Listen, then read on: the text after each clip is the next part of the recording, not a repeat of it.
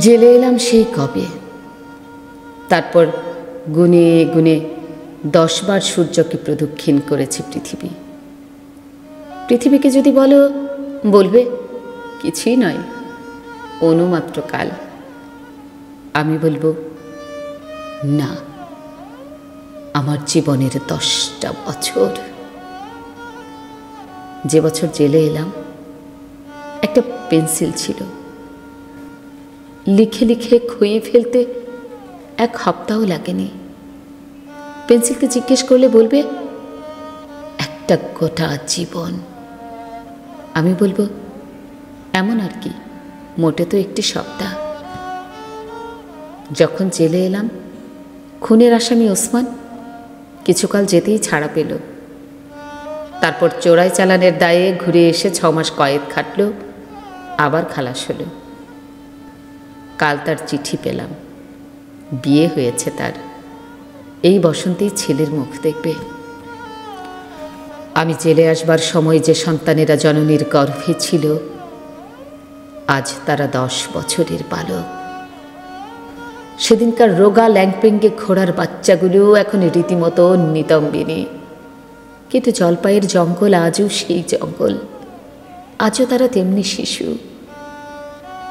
আমি জেলে যাবার পর দূরবর্তী আমার শহরে জেগেছে নতুন নতুন পার্ক, আর আমার বাড়ির লোকে এখন উঠে গেছে অচেনা রাস্তায়। সে বাড়ি আমি চোখেও দেখিনি। যে বছর আমি জেলে এসেছিলাম, রুটি ছিল তুলুর মতো সাদা। তারপর মাথাপিছু বরাদ্দের যোগ। এখানে এই জেলখানায় লোকগুলো মুঠিভর রুটির জন্যে হন্যে হলো। আজ আবার অবাধে কিনতে পারো, কিন্তু কালো বিস্বাদ সেই রুটি। যে বছর আমি জেলে এলাম, দ্বিতীয় যুদ্ধের সবে শুরু।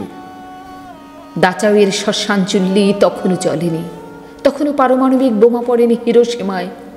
টুটি টিপে ধরা শিশুর রক্তের মতো সময় বয়ে গেল। তারপর সমাপ্ত সেই অধ্যায়। আজ মার্কিন ডলারে শোনো 3য় মহাযুদ্ধের বল। কিন্তু আমি জেলে যাবার পর আগের চেয়ে ঢের উজ্জ্বল হয়েছে দিন। আর অন্ধকারের কিনার থেকে ফুটপাতে ভারী ভারী হাতের ভর দিয়ে অর্ধেক উঠে দাঁড়িয়েছে মানুষ। আমি জেলে যাবার পর সূর্যকে গুনে গুনে 10 বার প্রদক্ষিণ করেছে পৃথিবী। আর আমি বারংবার সেই একই কথা বলছি। জেলখানায় কাটানো 10টা বছরে যা লিখেছি, সব তাদেরই জন্যে যারা মাটির পিঁপড়ের মতো, সমুদ্রের মাছের মতো, আকাশের পাখির মতো অগণন। যারা ভীরু, যারা বীর, যারা নিরক্ষর, যারা শিক্ষিত, যারা শিশুর মতো সরল, যারা ধ্বংস করে, যারা সৃষ্টি করে, কেবল তাদের জীবন কথা মুখর আমার কানে। আর যা কিছু, ধরো আমার জেলের 10টা বছর, ওসব তো কথার কথা।